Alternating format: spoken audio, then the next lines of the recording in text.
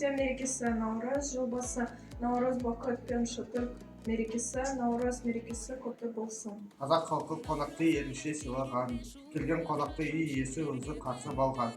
Бұл қонақпен бірге күт кірсін деген мағынаны білдіреді. Қонақты төрге отырғызған, дастархан жайып, қонақтарға ет асып, қымыз, шұбат берген. Қазақтың ұлттық ойындары арқан тарту, асық ату, тоғыз құлақ, бәйге, қазақша күрес. Қазақтың ұлттық ойындары батырлықты, тәттілікті көрсетеді. Күн бүгін келеді, жер шуаққа келеді, қуанышты елінде Наурыз, де салтымыз. Үшіге жалын еді, күзетсін де қалқымыз. Наурыз күнделікте, Наурыз бойы жарқымыз. Наурыз достық, Наурыз күн, аша халық бірлігі, жаңа келді ұлыс күн, жалғасын алам тірлігі.